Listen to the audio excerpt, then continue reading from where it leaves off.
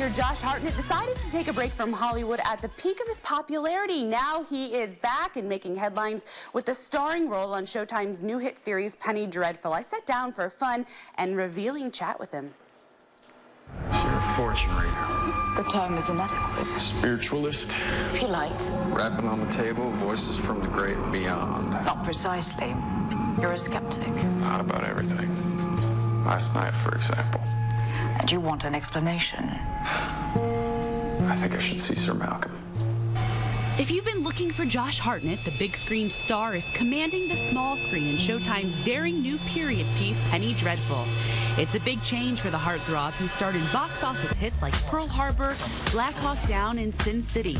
But after reportedly turning down opportunities to play the roles of Superman and Batman, he pulled a superhero-sized disappearing act and flew off into the night.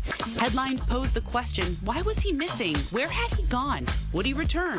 So I asked him, where had he been for the past 18 months? Yeah. Does it surprise you that you've been missing? You hear all these reports. Did you know you were missing? I did not know that.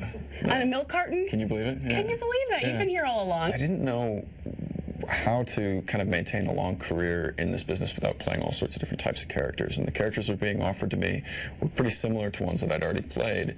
And I wanted to kind of expand my choices. I've been doing a lot of independent film, things that haven't had the same sort of release as something like this. And of course, at the beginning of my career, I was in some bigger films. And so I think people are unused to seeing me on posters again. He's referring to his role in cable's new horror series, Penny Dreadful, about iconic monsters living in Victorian London. It's a blend of gruesome torture, supernatural surprises, legend, and classic scares.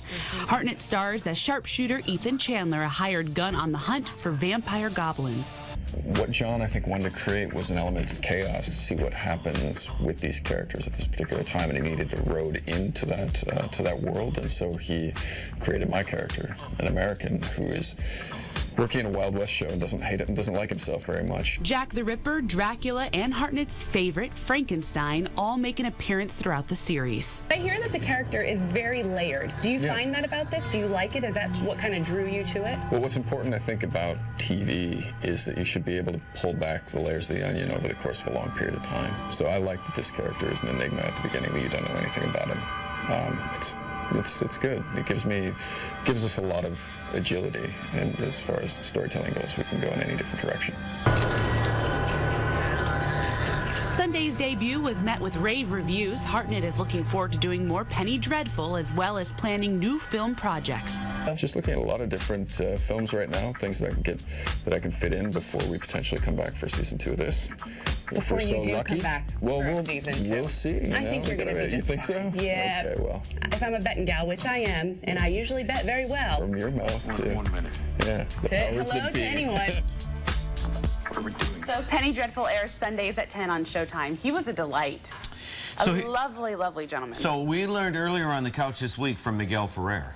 There's no money in movies. The money is in TV and scripted episodic TV like this show, because it can build, it can simmer, it can grow, and you keep people's interest. And these are popular, lucrative venues for these guys. And he said that's why he wanted to make that transition. He wanted to be able to be attached with a character that would allow him to show some growth and possibly change throughout the series. If it's not working, change Which angles. you can't do in a movie. Right. You a have movie, your arc, it is what it is. You have the 2 hours to impress. Yeah, well, good for him. All right.